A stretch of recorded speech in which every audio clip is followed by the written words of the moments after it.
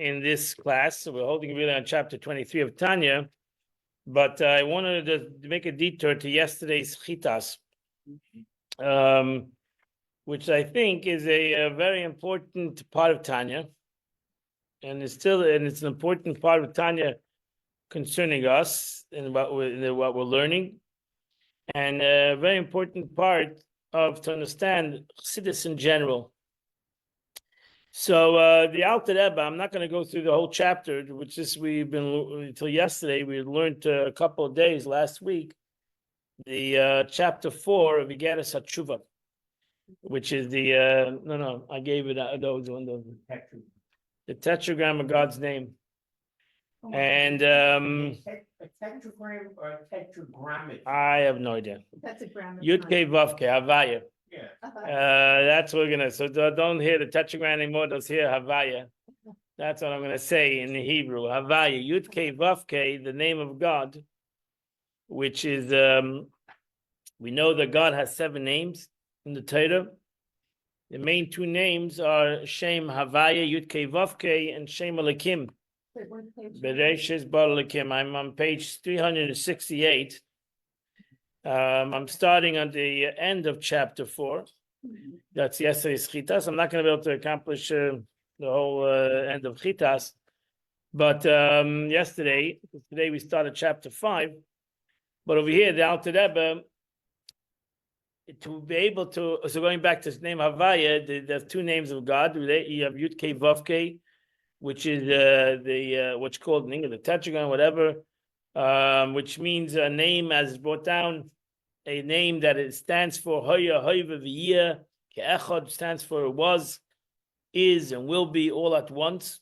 Which Maimonides writes, it's a name of God that's uncomprehendable to human comprehension, because the human, when you come a human being, you automatically, as a creation, you're boxed into time and space.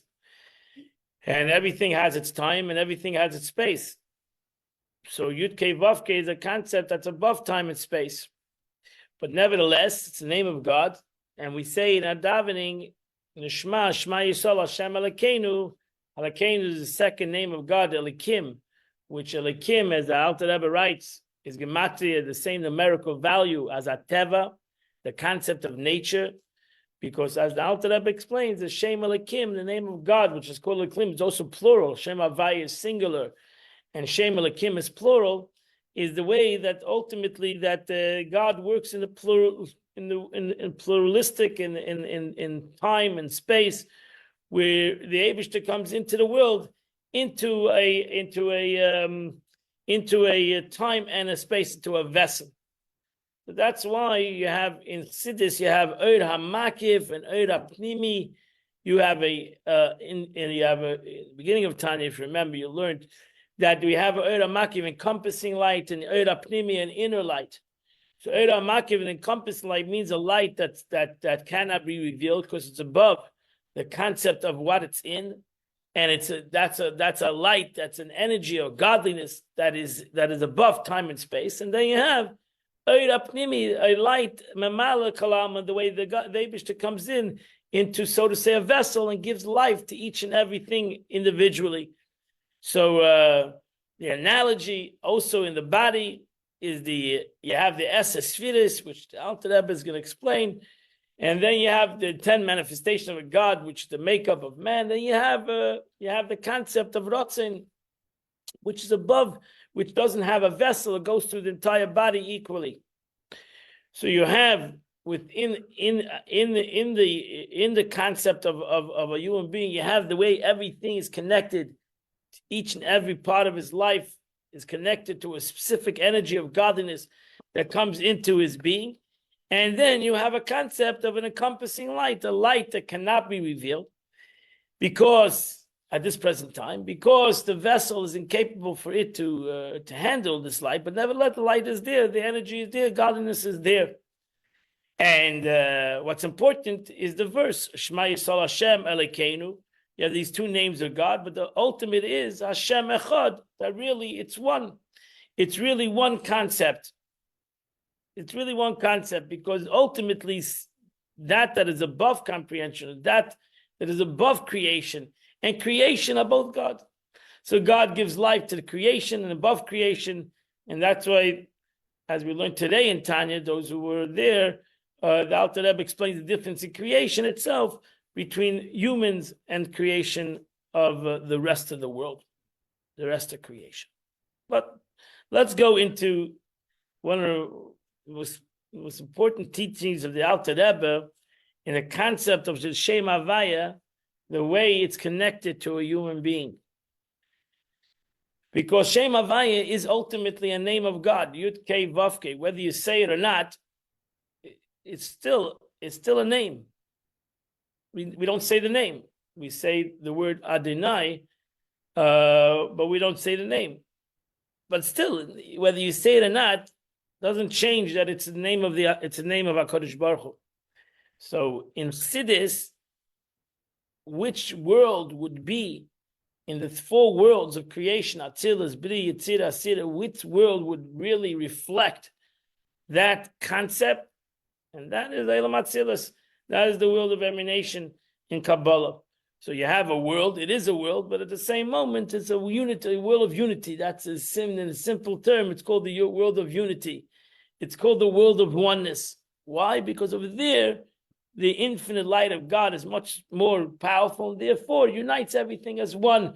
And that's the Shem Havaya, that even though it's a name, it has within it four letters, four Hebrew letters, Yud, Hey, Vav, Hey, which differentiates in itself, it differentiates the difference of each letter, but nevertheless, it has within it a concept that its light is so strong, we can't say the name, we can't say the words physically, because its light is so strong that it cannot be expressed in a physical world. But even though in a physical word, even though it is a word, as we know to say the story about the Alter Rebbe, that he could not say the word Atzilus, he couldn't say the world of emanation. I don't have a problem with that, but he couldn't say the word. He got stuck in the middle of the word. Pashas, he saw the world of Atzilus, so he couldn't say it. So that's why the Chachamim didn't want me to say the name of God, because if you'd understand the name of God, you wouldn't be able to say it. And if you can say it, that means you don't comprehend this name. So the best thing is not to say it. And that's why we don't say it. But even it's only said in the Beis Hamikdash. Right, we can strive to understand it, and that's what the Alter Rebbe is going to give you a teaching of it. A very understandable teaching, even though, as I said, this is a very deep concept in Kabbalah. The Alter Rebbe wants us to understand it. That's why Chassidus, the Alter Rebbe wants Chassidus is not something, the Kabbalistic concept that is above understanding. Chassidus is part of Torah, which gives the capability, as the Alter Rebbe says, Torah medaberes koloshim in the Adam, Torah speaks in the language of man. So Chassidus talks the language of man to the best of the Alter Rebbe's ability to be able to talk in that kind of a language. Yeah. Well, I'm starting Avon Nishnas Adam. That's what I'm starting. It's a left-hand column. It's where the Alter Rebbe starts what is the soul of man, and really to be able to understand who you are and what you are, you need to know your neshama. You need to know your neshama. You need to actually know both your neshama and guf. Man was made of two entities of soul and body, which Chassidus, which Zoya writes, Man nefach mitayfa nacha, that the Eibishter blew within man a soul of God, nishmas chaim, a soul of God. So that's in Genesis, that in humanity, the Eibishter blew within humans the concept of a soul that is different than his body, because he blew within his nostril a life of a nishma, a soul of life. And that's why, and based on that pasuk, every morning you say, "Shazayta bi nishmasi." The Eibishter returns my soul to me, to my body. So the Eibishter returns this body, just like he did when you were born, or when man was created. Adam was created. The Eibishter, God, took the body and he blew within his nostrils of breath of life. So too, God breathes within your nostrils a breath of life every morning.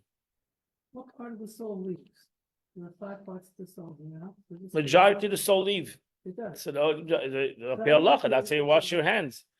So majority of the soul leaves. That's why the nefesh. That's why you go to when you go to a funeral or you go to a caver, you wash your hands for the same reason, because maybe the nefesh is there. The nefesh is there, but the majority of the soul left, and the nefesh is always part of the body.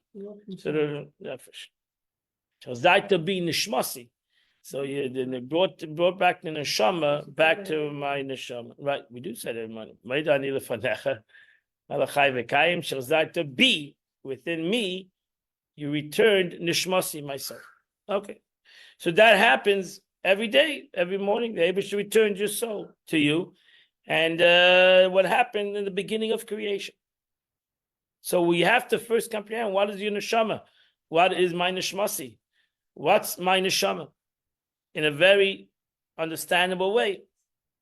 But once I understand my neshama, you understand what your mission is different than the mission of anything else in the world, than any other creation in the world.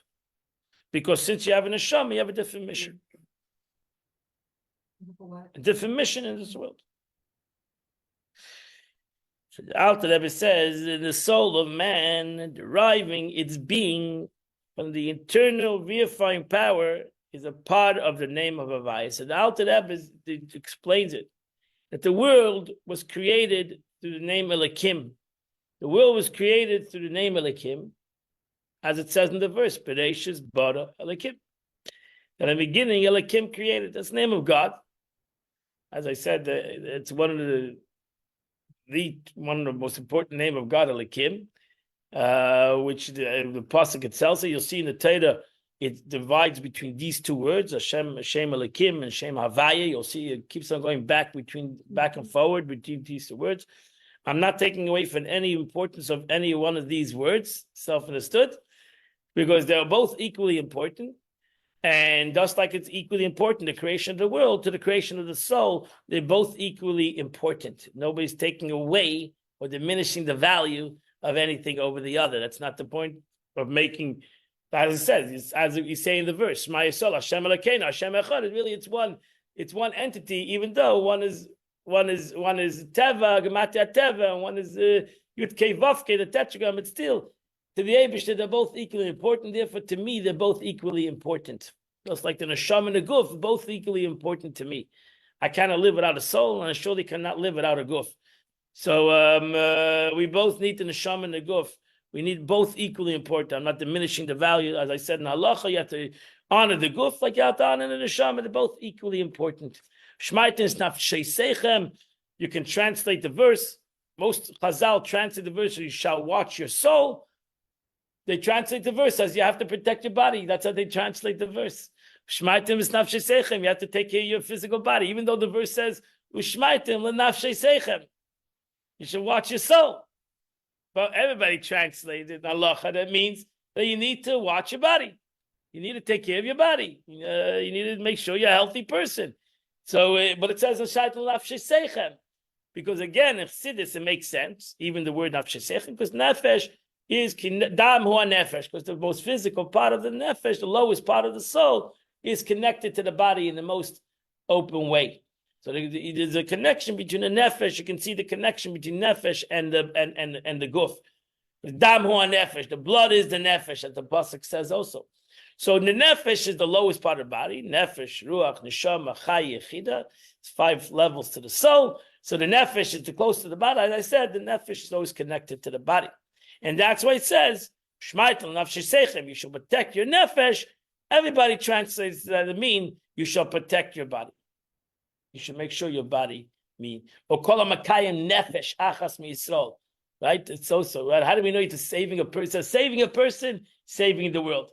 What's the verse? It doesn't say kol hamakayim guf echad miYisrael. It doesn't say, that's not the verse. The verse says whoever saves the soul of a person. Really, the meaning is saving the soul. But we don't translate the verse that mean that way. We translate to whoever saves a Jew. Whoever saves a person saves the world. Right? That's the verse. Kol hamakayim nefesh achad. Whoever saves a nefesh. of a person saves the world. Because we usually put the word nefesh with the concept of guf.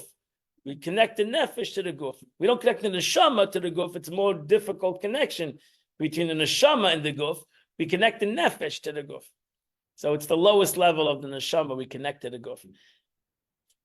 I have a question about words. I'm not good with the 70 names of Hashem is Elohim. 7 names. What, 70, right? 7. 70? Oh, 72. I'm talking the Torah. In the Torah, there's 7 Okay. names of Is God. Elohim the same as Elokeinu. Elohim. Incorrect. What A is- different name. Power. It's the same derivative of that name. What's the- Elokeinu is plural. Elokeinu, our God. Oh, Elokai. You can do also can make it shorter. Elokeinu. Elokai is also the same thing. My God. Elokai. Kale. It's the name of strict justice. Elokim. And Elohim. Right. It's justice. It's Gevura. So you have Gevura and Chesed. So Yudke Vavke is your usually Chesed. Even though Yudke Vavke is also Din, also in a way, but it's Chesed Shabadin. So usually Chesed is Yudke Vavke and Din justice. So they're both justice. Because God is a true God of justice. So really, it's not that justice doesn't show on Gevura per se. It shows on what's right. So usually we translate din as Gevura, but really that's not true. Baruch Dayan Emes. We don't say God is we say the true judge. It means that really that's what needs to be done. It's not something that is Gevura, it's what it is. That's it. When you know Olam Emes, nothing looks as negative as Gevura. Everything looks as chesed. Even the justice, even the negative looks as good. Because it's right. It's what's right. Din is what's right. That's a question. What's your is the nefesh? Okay, because ruach is So it's fit nefesh. The nefesh is the action of this action. Malchus okay. is the action.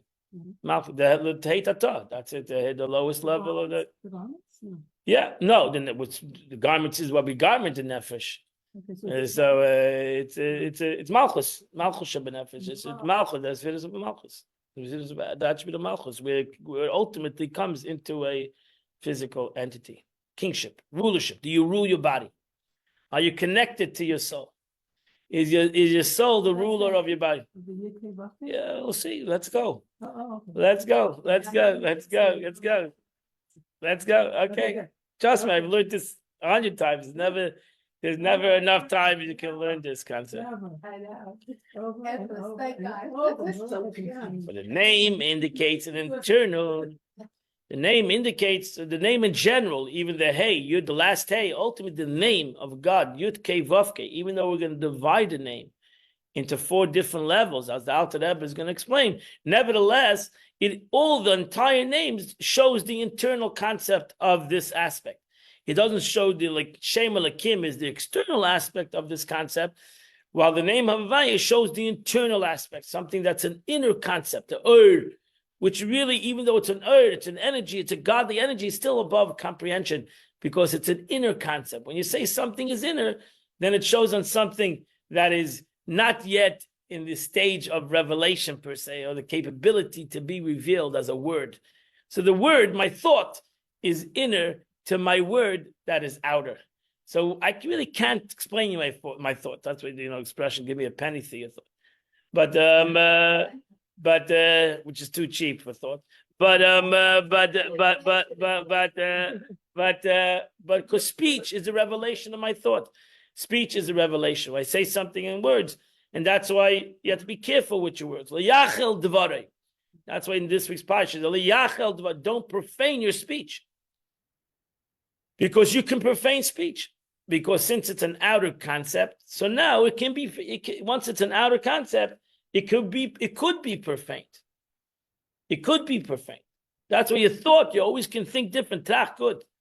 Always think, because once you bring in a speech, now you could have profaned your thought. Therefore, you should always think good to never profane your thought, your speech, because thought it's much harder to profane it because it's more elusive. While speech could be profaned. Huh? That's the negative of vessels. The negative of vessels can be profaned. Can't profane Erd. That's the difference between a vessel can become Tamei. Eish. Halikoid varai ke'eish, the Pasuk says. My word is like a fire. You cannot make the Torah Tamei.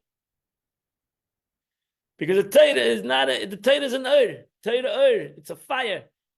Like a fire. Like cannot become impure. Cannot impurify the Torah. You can end up if an impure person touches the Torah does not become impure. Because it's an Erd, it's a fire. You cannot impurify fire. What happens when it's burnt? Like in the war that they burnt, Buried when we have to bury. In the body? What did the sage say? It's wrong. What did the sage say? The sage said when he was burnt with the Torah, he said, I see the words. It's a paragraph. I see the words that are floating in the air. Right. You cannot burn it. In essence, he said you cannot burn the Torah. You burn the Torah, you cannot really burn it. So with regard, it's not affected by anything in this world. It's something that is spiritual, so it returns to its spirituality. When you say Tame, you mean negative energy gets attached? Right, tummy, impurity. Yeah. Impurity, anything, but you want to translate tummy, yeah. Mhm. To explain, so this the Alter Rebbe cares, is this indicate lipa, which is transcendent state of letters or articulation. Therefore, I cannot really articulate it because it transcends articulation. Yud Kei Vav Kei is the name of God. That name of God is above articulation. Because it cannot really, you could say it, but you don't even know what you're saying. Because as Rambam said again, I say that Rambam, my mind says the name Yud Kei Vav Kei stands in the past, present, and future at the same time, which cannot be articulated. You cannot articulate it in all your wisdom to be able to explain what means past, present, and future. I said it, but what means past, present, and future at the same time, it's impossible to explain. How is that possible? Is it above Atzilus or it's within Atzilus? It's within Atzilus. It's in Atzilus. Because Atzilus is much more connected to above Can you Atzilus. go further down? No. You can go further. Yeah, sure. Go till here. It goes to my neshama. The Alter Rebbe said your neshama is created with the kibbutz, so it comes to the neshama. To explain, the Alter Rebbe says is a well-known statement of Aliyah Navi. We say this statement Aliyah Navi Pasach Aliyah. We say it Friday before Mincha. Say one of the most powerful statements of the Zohar. Statement of Elijah the prophet himself that explains spirituality and explains really the concept of Shabbos. Really, Pasuk Layo comes to explain you what the beauty of Shabbos is, and that's why we say it before Mincha and Shabbos to get ready for what Shabbos truly means and what is the spiritual side of Shabbos. Which over here we're giving you the spiritual side of your neshama. It says you are he who has brought forth 10 garments. So the Zohar, possibly Elijah the prophet is talking about this piece of paper, 10 manifestations of God, 10 garments. He called the garments. We all call them, and we call them spheres, sefirot, through which to direct the hidden worlds. So even we're not talking about the present world, physical world, we're talking about the hidden worlds. Because in the physical world, let's say the physical world with my body, you can see my body, and I can see my body, but it's hard for me to see my soul. That's my hidden world. I also have a hidden world, right? I have a revealed world, and I have my soul, which is my hidden world. You have Lamaila, also hidden worlds. The world of Atzilus is the ultimate, most hidden world, the world of emanation in Kabbalah, right? So he says, what are the 10 spheres? You are wise. You are wise. We call Chachma Atzilus, the wisdom of the world of emanation, but it's not the knowledgeable attribute of wisdom. Wisdom of the world of emanation is far from the concept of what we can comprehend wisdom. It's a hidden wisdom. You understand it's Bina, the world of Atzilus, but not with knowledgeable attribute of understanding. It's not the same concept of our understanding. And so too, to understand the concept. We have Chesed, the world of Atzilus, but Chesed, the world of Atzilus, is far beyond our concept of kindness. Because we come from Midas Chesed, so we don't have really the attribute of Chesed. We're a ray from the Midas Chesed, and the Neshama has within it a ray from Midas Chesed. But it's not really the concept of Chesed, the way Chesed is in its purity in the world of emanation. So therefore, it's far beyond the concept to comprehend what Chesed is. As much as we comprehend Chesed, and that's why he has this expression, a person thinks he knows wisdom, doesn't know what wisdom is. Because self-understood, the wisdom, our wisdom is a limited wisdom. How smart you think you are, or I think I am, it's a very limited concept of Chachma, of wisdom. In comparison, forget about to somebody else's wisdom, but to the source of wisdom, which is Chachma, the will of Atzilus, self-understood that the source of wisdom, my wisdom is not the same wisdom, even though we have the same name. Even though we use the same name. So we give a name to something that really has no name. Really, to us, would have no name. It's the same thing. We say Yud Kei Vav Kei, but it really has no name in our knowledge. Yeah. So it really has no name, because a name you give to somebody that you for. My name is Shnei Zalman. You know my name is Shnei Zalman Booker. So it's different than your name. Right, Baruch Hashem, that's how we comprehend each other. We know your name is Yankel, and Ishmael, and Charachel, Leah, and now I can know who you are. So we differentiate between people. That's why we added the last name. It got tougher as time gone on to differentiate, even with the Shnei Zalman Chaim Meir, because there could be a lot of Shnei Zalman Chaim Meir in this world. So now we have Shnei Zalman Bukit. Now we have numbers. Now we have Shnei Zalman Bukit in Boca, and we have Shnei Zalman Bukit in Russia. So we have to go to the next level. So that's right, because it's very hard to differentiate between names and who is who. Right, so like Ksubas in documents, now they want you to put the last name. They want you to put the last name in a Ksuba. So it doesn't have only your name, it has your family name. So even though there are a lot of there's other people that have the same name, but they're not marrying that other person that has the same. That would be amazing. That you have two people that marry two people that have the same name and the same father's name and the same family name would be an amazing thing if that happened. But it's all to be able to differentiate between people. In my computer, I have that Mushka divorce Minnesota. Mushka, I have 40 Mushkas. Yeah. Mushka. So when I was going out, was actually the 25. It was actually the same time. I went out with all girls that were born in the year that the Rebbe's mother passed away. So I was going out with a bunch of Chanas. They were all Chana. And I married a Chana. So now you can have a classroom of 30 girls with 25 Chayim Mushkas. So it becomes very difficult. You have to know who you have to know the last names, or you have to know the father's name, but that's why in my class it was like 5 Shnei Zalman. So we changed the name. We had Zalmi and Shnuki and Shnei. We became different names. And why? Because you needed to differentiate between names. That's how I was called Zalmi my whole life. So because there were other Zalmans in the class, there were other people that would name the same name. But because Zalman was Alter Rebbe's name, so a lot of now, not lately, Shei Zalman is such a famous whatever. Menachem Mendel outran Shnei Zalman, but my time Shei Zalman was still a popular name in Lubavitch. Still, but not as it used to be.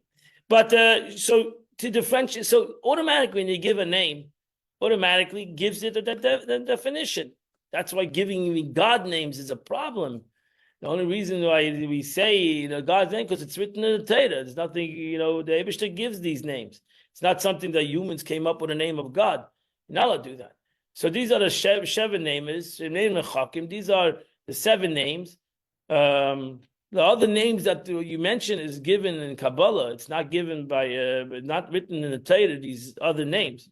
So, and they're derivatives of this name. So really, that's why we don't use those names. And I never, in certain places that you have all these names, but it's not a universal concept. The 7 names, Sheva, Shema, Shein, and Chakim, there are 7 names that you're not allowed to pia halacha, pitera, you're not allowed to erase it.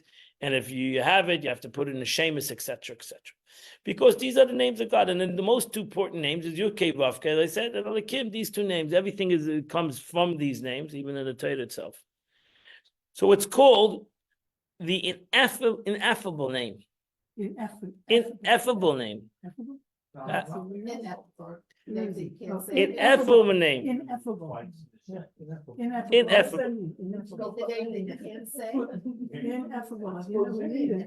Ineffable name. But you can't pronounce it. Can't say. You can't say. It's ineffable, yeah. Can't express it. You can't really express it. You know what it, you see it. It's there in front of you. It's a name. I can say it even, but I can't really say it. So here is just like I said, the Alter Rebbe, you say, wow, the Alter Rebbe can't say it. We can't say the Eibish's name. Just can't say it. Just can't say it. Havaya, that's why Chassidim changed it to Havaya. They changed it over a little. They put the hay before the Yud. And Havaya came Havaya. Okay? Composed of the 4 letters of Yud Hey Vav Hey.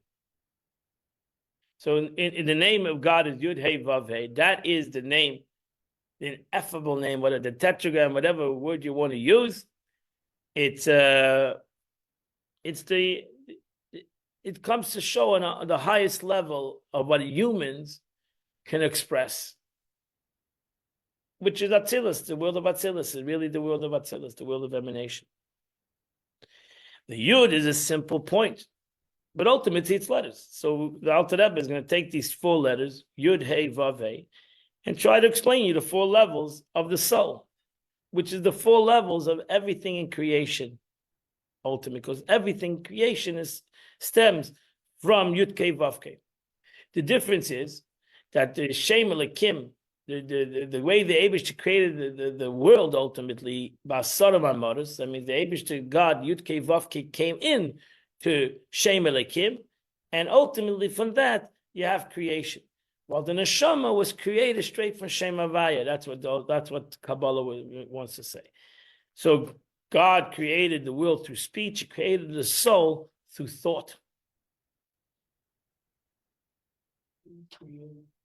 The soul through his breath. The breath.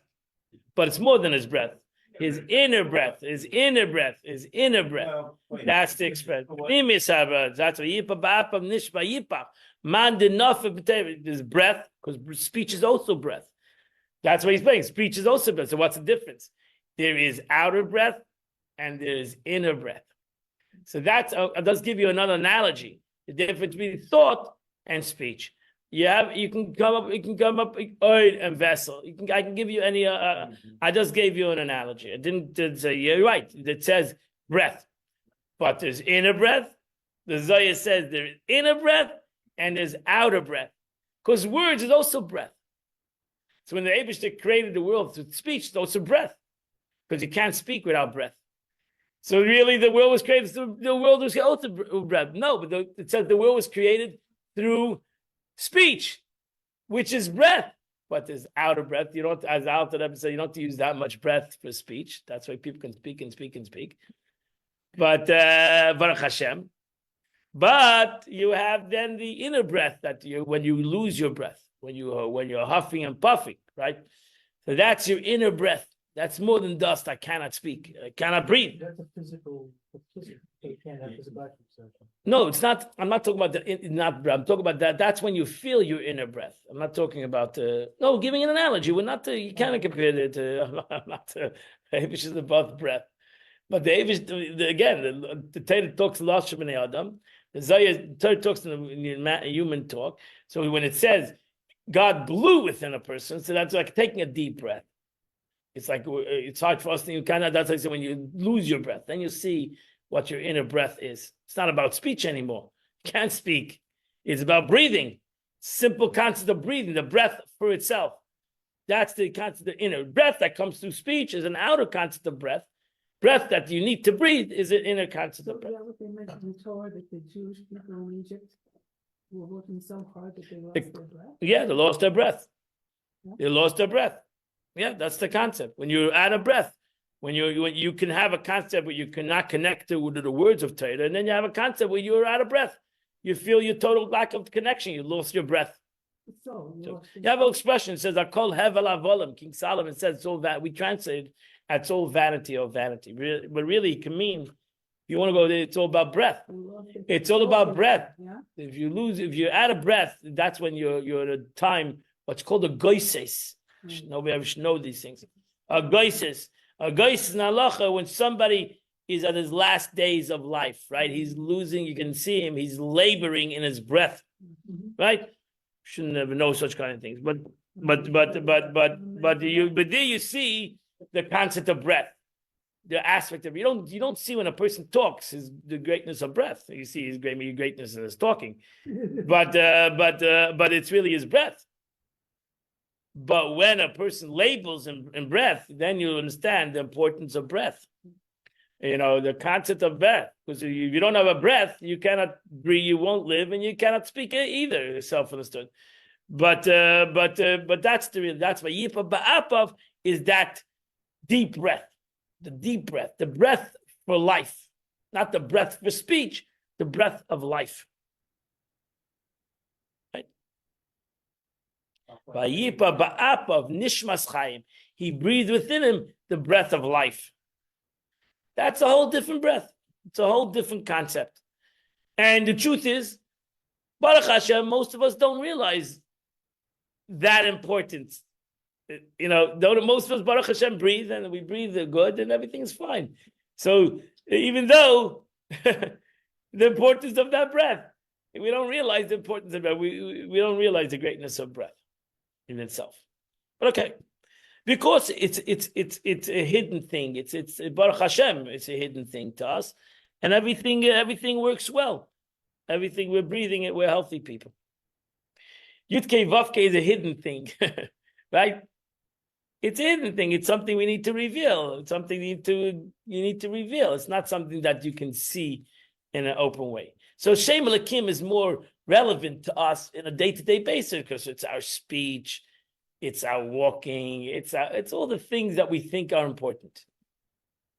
If they are important, but the outer things really, to the essence, really the importance is that we breathe, that we're alive. If we really, right? Nobody thinks about that.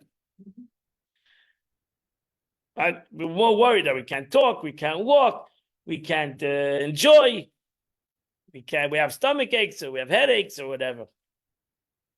That you can work on that. You can take a pill, take an aspirin, but take 2 pills, right? But life, breath is something that might be much more harder than just a pill. Okay, let's go back to the Alter Rebbe. The Yud, the first letter in God's name, is a simple point. Symbolizes his wisdom. That's wisdom. Wisdom is a point. Wisdom is something. See, wisdom, in the simple term of wisdom, wisdom really is something that you need before is more important, and after. Because wisdom is a point. Is a yud. Is a point. It's what's before the wisdom. In Ein Yira, the way you come to wisdom, and what you do with wisdom. That's why it says, if you don't have Yira, then your wisdom will not endure. If you don't have Maisa, your wisdom will not endure. To have wisdom, there needs to be a before, preparation for wisdom, and there needs to be a purpose in wisdom. Because wisdom is a point. That's what wisdom is. Wisdom is just a letter Yud. It's the beginning of everything. It's the beginning of all letters. You have to make a Yud to start every letter in the Hebrew alphabet.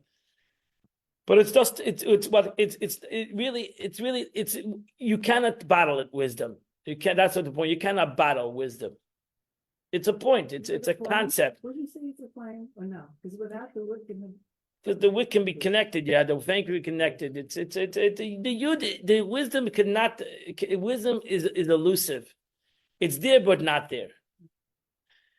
And it always needs to be. It always needs to have something that brings me to the wisdom, and something it brings me to. That's why the Alter Rebbe writes: if it doesn't bring you to something, you don't prepare it, then you have a fantasy. Then you have a fleeting concept. It's a fleeting concept. No idea. It's an idea that fleet comes and goes. It has no reality. So that's why Mishnah says in Pirkei Avos that if a person whose wisdom is greater than his action, his wisdom will not endure. Person whose action is greater than his wisdom, then his wisdom will endure. Because when it comes to wisdom, it's not important how much it is. It's not important how big it is, How much you know. how much you know, Mhm. or how much wisdom you know. You need to know a lot. But in your concept of wisdom, it's not important its length and its breadth. It's important that it's there. You understand? It's important that you got the wisdom, that you are connected to wisdom. It's not important in how much wisdom you have. You should always be connected to wisdom, chachma in general, to your wisdom. But that takes preparation. That takes yira. You need to have yira in chachma. You need to have reverence to wisdom. You need reverence. You need to respect your wisdom. Expression was engage brain before opening mouth. Okay. Okay, solve a lot of problems. That would take care of a lot. So you. But I mean, I'm going to say deeper concept. I say the Mishnah in yira in chachma that you need to have reverence to wisdom. You need to respect wisdom. You need to be in awe of wisdom. Okay, when you come. That's why it says when you come to the wisdom of Torah, you need to respect the Torah. You cannot come with ego to Torah. It doesn't work. You'll never learn. You'll actually learn. You'll actually use the Torah in a negative way. You need to come with reverence to Chachma, because Torah demands reverence, respect. Because Chachma is just a concept. It's not something you can battle. It's a concept. The Torah is a concept. It's a concept. Really, I learned the Mishnah yesterday. Im ein Chachma, Misha Chachmasei, Misha Maisav. Whoever has action more than his wisdom will endure. And it doesn't make sense, really, the Mishnah, because you can't have action without wisdom. You cannot have action without wisdom. If you have no wisdom, you don't know. You have no any action. How can you have action? How can you do something you don't know? So really, Nasav and Nishma doesn't make sense. When the Yidden said Nasav and Nishma, we'll do and we'll hear. How can you do anything if you didn't hear it? It doesn't make sense, that statement. It's called spontaneity.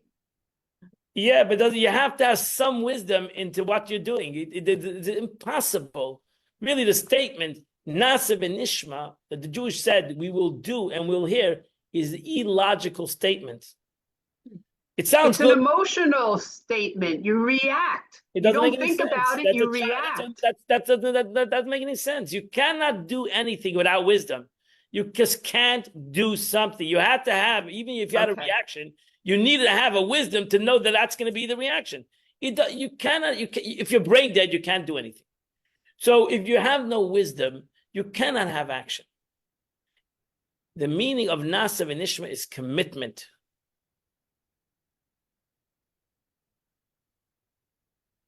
Commitment. I'm committed to the project.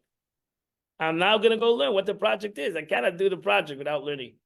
And if I go do a project without any wisdom, it's not going to be a good project. I need to have wisdom to know how to do the project.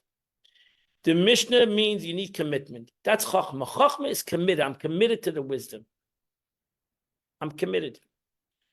And now I'm going to go and I'm going to go and understand it. But I'm committed. I'm committed. Nasav and Nishma means Yidden said they were committed. Why does it say committed instead of that? Because that's true Nasa. Nasa means, like example, What nasa means when you come to, like Jews, majority of from Jews get married. They don't know who the person is. Really, they went on 10 dates. What do they know? What do they know? It's their commitment to marriage.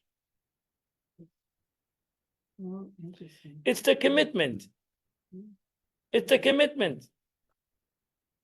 That's why you say, Arayat Mekudeshetli. What do you say under the chuppah? You are consecrated to me according to the laws of Moses and Israel. Is that because I love you? I hope I love you, but I don't know really what love is yet. I'm doing this because I'm committed to the concept of marriage. And we should always be committed to this. We should always have the concept of commitment. That even though I don't understand it right now, but I'm committed. Both for you. Forever. I'm committed. As a Yid, I'm committed. Oh, sometimes it makes sense. Sometimes I don't understand what I'm doing. But I'm committed to the concept. I'm committed to Yiddishkeit. I'm committed to God. The princess asked Rabbi Akiva, how can the Jewish people say Nasa v'Nishma before God gave them the mitzvahs when he could have given them 1,000,000 mitzvahs? Right? So now you're stuck. So really, thank God it was only 600, but it was in 13. But the Abish, you said Nasa v'Nishma. What would happen if he gave you 1,000,000? Like, it doesn't make any sense. That's a dangerous statement. And he said, you're right. But the difference is because if you're in love, there's no difference in a number. When you're in love, then you're in love. When you're committed, then you're committed. It doesn't make a difference. The Yidden had Avos Hashem, and because they had Ava, they were committed to God. They said, who cares what the number is going to be? If the number is going to be 1, or the number is going to be 1,000,000. That's committed to Chachma. Chachma is a dat. It cannot give you a space or a thing. It's a concept. That's why it's called Chachmas HaTorah. The wisdom of Torah. Chachmas Hashem. The wisdom of God. It's a concept.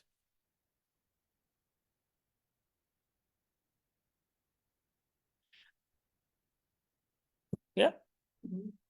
I'm trying to explain, but if you come up with another one, it's fine. It's clear. Right? We were learning recently that the Torah really is the essence of Hashem, Right. even beyond. So it's a concept. It's Hashem. That's why the Torah, that's why B'Chavakuk, you understand the Gemara says that Chavakam said the whole Torah is God. That's it. It's a concept of God. You want to go into every parsha, you want to go into every mitzvah. Really, it's one concept. It's one concept. The Eibishter. Finished. That's what it's all about. God, and that's it. That's the concept. It's God. What's God? Oh, God comes into many different things. But really, it's one concept. One concept. Really, the whole Yiddishkeit is one concept. The whole Torah, his whole vast Torah is one concept. God. Finished. That's where it starts. That's where it ends. And that's the Chachma. That's the Yud. It's a concept. It's a dot. Dot in the paper. It's a dot. You wanted to say something? I'm sorry. I like that out of you. I think that Louis go. The sentence is that it exceeds the wisdom. It doesn't say there's no wisdom. So you said that. I said miskayemes. The wisdom endures. The Mishnah said the wisdom endures. But you said like how can you say action if there's no wisdom? Right. But it's not no wisdom, it's just that the action exceeds the wisdom. So that means there is some bit. Yeah, okay. Again, you could no, very good. I'm not saying that you can manipulate the Mishnah. We can read the Mishnah here. I read it yesterday. So you can manipulate the Mishnah because it's a very interesting Mishnah, and there's many interpretations to that because it doesn't make really the Mishnah doesn't make any sense. Really, it's hard to understand the Mishnah. You have to have more action than wisdom. But then I think it does make sense. So that way. Like what? You have that it's all about action. You have to take action. I know, but if you have no wisdom in your action, then your action might not be a good action. So you need to know. When it comes to halacha, for example, you need to know the halacha. Because if not, you cannot say, I'm just trying to keep Shabbos. That's not, you don't know what you're fooling yourself. To know how to keep Shabbos, you need to learn Hilchos Shabbos. There's no other way. You cannot say, I'm just keeping Shabbos. You might be keeping Shabbos, and it might be totally and utterly wrong. because you're not keeping the halacha. And that's it. So in any aspect on halacha, you need to know the law. You need to know it. Because if not, you might be doing it. And 100% right, I understand. You might be doing it. But if you want to do it correctly, you need to learn halacha. You need to learn Shulchan Aruch. You can't get away with it. You need to learn Shulchan Aruch. You all need to learn. That's right. You need to know Shulchan Aruch. You need to know Kochot. You need to. I know Jews don't like to learn halacha, but really, because that's what action. Let's do it. But anybody understands if you want to work you want to work on a car, you need to know. About you're gonna blow yourself up. You need to know. You need to know the laws and the way it works. You need to know it. You gotta read the manual. You got to read the manual. Nobody likes to read the manual, right? You need to read the small letters, right? Every lawyer you come to that, you need to read the small letters. Nobody sign, and then later you get in trouble. Nobody wants to read the small letters, so you need to read it. You need to read it. That's a. So you need to have wisdom. It's no question about it. But again, some people learn that Mishnah. I'm saying they need. If you don't have commitment, you'll never read anything. You need to be committed to it. You need to be committed to the concept. You need to have the commitment to the aspect. The problem with the world is that there were people who were seculars. Intellectuals. Yeah. Okay. And there's no wisdom. Secular. Let's go further. So the yud is a simple, but symbolizes wisdom, a state of concealment and obscurity before it develops into a state of expansion. So that's the beauty. It's just a simple concept. That's why Chachma is simple. Because we always think that wisdom is, wisdom is simple. Because really I'll never have wisdom. I'll never ultimately have the ultimate wisdom. I need to have the wisdom for me. Sufficient to me. That's it. I don't have to have somebody else's wisdom. I don't have to have Moshe Rabbeinu's wisdom. I need Zalman Bukit's wisdom, and that's it. What's the wisdom is going to be for me. Right. Correct. That's what the Gemara says. A person should learn. A person should learn what he feels it's going to inspire him. And that's it. Why? Because some things inspire you, some things don't. So why go and break yourself on something that doesn't inspire you? Learn something that inspires you. Learn something that will get you to learn other things. And that you should always acquire, go to the concept that you can't tell you per se why this inspires you. It inspires you. You like to learn Gemara, you like to learn Halacha, you like to learn Chassidus, you like to learn Musa, whatever inspires you. Why it inspires you? You might not be able to tell anybody why it inspires you. Because if Chassidus, it's connected to your Chachma. It's connected to your wisdom of your soul. Your soul is inspired by it. Your soul sees the beauty, and that's why it pushes you. It directs you. It tries to inspire you to connect to that, to go after that. The Torah was given to every Jew. Ki hi chachmasem uvinaschem. The Torah, the Eibusha says, I've given a Torah that can inspire everybody. You just have to listen to it. You have to be pushed towards it. You have to have the ratzon to it. That's why the ratzon is important. The ratzon, you have to have the ratzon to awaken up the ratzon. That ratzon, that will, that want, that desire to connect. Well, I understand. First of all, everybody does have it. Everybody does have it. No, not everybody. Everybody has a ratzon. You got to push it more. You got to realize. Well, hopefully you learn. That's why it's important to learn this, to realize that you do have the ratzon. You just have to awaken it up. You have to dig it a little deeper. It's not easy. Limud Torah is not an easy project.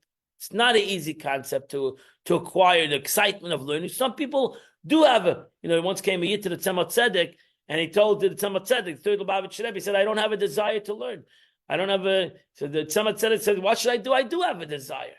Wait, what? He said, what should I do if I do have a desire? And that's what he said, you're better than me. I have a natural desire to learn. You have to work on yourself to create that desire. So you're in a much better situation. Go and work on it yourself. Create the desire. But it's there. It's there. Bring it out. Bring out the desire. Find something. The diamonds. are- Find. Yeah, dig to find- You gotta find it. You have it. Go find a subject that will entice you. There's hafachva. That's what the Mishnah says. Ben Bagbag says hafachva v'hafachva de kulaba. Go search anything you want. If your desire is math, you'll find Baba Metzia. Your desire is depth. Go learn Erev. There's unlimited parts of Torah that every person that has a certain kind of the biggest struggle is indifference. That's when you have a person that don't understand anything. So I'm indifferent. That's a difficult thing. It's a harder situation. But ultimately, everybody can find something in the Torah. So therefore, it's a developed state of expansion or revelation, not yet. Understanding the thorn on the Yud. If you look at the letter Yud, if you look in the Torah, the way it's written, letter has like a thorn. It has a little a little thing that goes outwards. You should know every letter in the Torah has I don't know how 20, 30 laws on each letter, the way every letter is written. Yeah. It's very, it's very complicated. You have to be a sefer and you'd be knowledgeable how to write a Torah, and every letter has, I don't know how many laws to it. So it's a very precisely written in a certain kind of a way, right? So the letter Yud has a thorn on the Yud, indicates that the will. So that's why Chochmah is connected to the Ratzeh. That's the crown of the Yud. You should know certain letters have 3 crowns on it, right? Certain letters in the Torah have crowns on it, have actually three things on it, 3 points of it. Shin. I don't know. I'm not a sefer, but you can look in mezuzah or look in the Torah. You'll see that they have their crowns. So, but the letter Yud has its crown. Doesn't have those 3 crowns. It has its own crown, because that's the Ratzain. Ratzain HaTorah. The Ratzain, the will within this wisdom. The Ratzain of HaKadosh Baruch Hu within this wisdom. What's the Ratzain? Now you bring it to my soul. What's the Ratzain within my wisdom? What's the Ratzain? That's I said before. A person should go. A person should learn where his heart desires, where his Ratzin is. Where's his Ratzin? Not true. People like spirituality, for example. They see that Ratzin is in there. Some people like the opposite. Musar, negativity. That's the Ratzin. You can see it in people. You can see it. I don't think it's very hard. Everybody has their own Ratzin, their own will. We all have ruach. The question is the ruach visible to us? Sometimes it's hidden. Sometimes Yeah, but okay, I understand. level. But over here, actually, Chassidus explains that the Chassidus came to reveal the Ratzin in God, so it's equal. We all can learn this. Because over here, we're trying to create a Ratzin. We're trying to create a will. So everybody first needs to know that what the neshama is made out of, what their soul is made out of, to realize that they first of all have a will. Everybody has a ratzon. Everybody has a will, and everybody has chokhmah. Everybody has wisdom. Depends how much their wisdom, how little their wisdom, but ultimately you all have chokhmah. You all have it. But as I said before, when it comes to chokhmah, it's not in the amount of chokhmah. It's not in the quality or quantity of one's chokhmah. So that's a supreme will of God, bless you, far superior to the level of chokhmah. That's even higher. Ratzain, the will of God, is even greater than the chokhmah of the Eibush. The higher wisdom, as is known. So in Kabbalah, Ratzain is even greater than chokhmah. There's chokhmah is again in Kabbalah. You have chokhmah, chokhmah Atzilus, chokhmah Tata is the chokhmah the Bria. You have different level of chokhmah, because then chokhmah becomes more pronounced. Ratzain, the concept of Ratzain, the will of HaKadosh Baruch Hu, is higher than the highest level of chokhmah. That's Kesed. That's in this picture, Kesed. Okay, Kesed. That's right. It's the thorn of the letter Yud. It's the thorn of that letter. So the thorn that goes above chokhmah, it's like if you look at the letter Yud, it's like never ending. It's just like a string. That's the difference between the crown and this Yud. The letter top of the yud is like a goes like a, you don't see its ending, it like ends, but it's really like not ending. Because the Ratzin is again not ending. Not ending. It's infinite? It's infinite. But Chachma is also because Ratzin is connected to Chachma. That's why Chachma is infinite. Chachmei law. Even the Chachmei law, the Ratzin is higher than even Chachmei law. So really the source, that's why if you want to, in a human being, the source of your wisdom, even your most subconscious wisdom. So really, to be able to reveal wisdom, even your subconscious wisdom, you have to reveal your Chachma. Your Ratzin. What is your true will?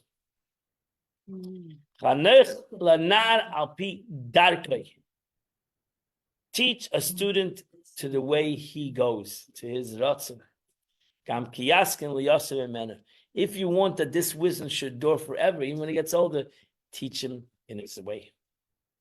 Teach him in his Ratzin. You cannot teach all your students in one way. And everybody, the student has to fit you. You have to fit the student. Right? You have to fit the student. You have to teach the student what he needs to his Ratzin. That's a big mistake in the yeshivas today, that they want everybody to fit.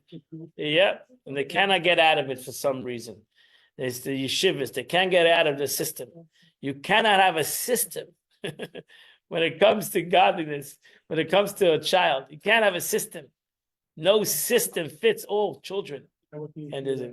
Three rabbis for every student. Because if you didn't mess with one rabbi, you always had no. Okay, that's beautiful. That's beautiful. That's beautiful. That's what needs it. That's it. So you have to teach a student according to his ways, not according to your ways or somebody else's ways. Every student has his ways. Every student has his derech. His Ratzin is dragging him, is pushing him to a certain way. You need to teach a student to his way. Kam kiyask, and then even when he gets over, Lord, he'll never leave him because you gave him what he needed. You didn't give him what you needed. You gave him what he needed. Thank God today they have alternative schools. I know, but it's not enough. There's not enough. And a lot of people, a lot of parents are uncomfortable selling their kids to these alternative schools. It's a big problem in the religious community today. It's a big, humongous problem in the yeshivas today around the world. So it's just a lot of kids suffered. What? I mean, the government schools? No, I'm talking about Jewish schools. Jewish. They have like tag, and they have a lot of schools that alternative schools. Kids that don't fit into the normal day-to-day rigor of a school. It's a special ed. Even in public schools, they have special ed. They you have to cater, and not everybody fits into the mold. It's just the way it is. And then you try to force a kid into the mold.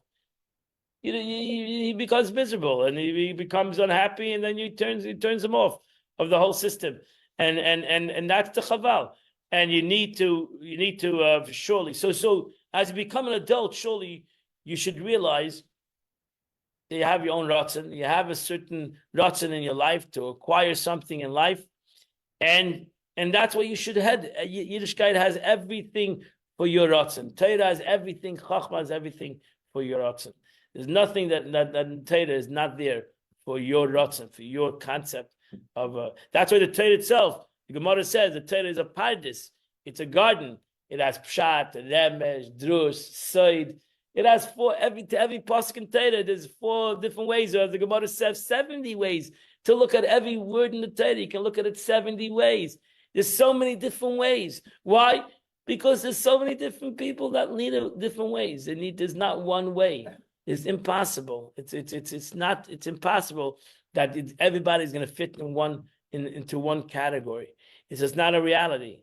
It's not, and that's not the way the Eibush created the world, and that's not the way Eibush God created each and every one of us. Okay.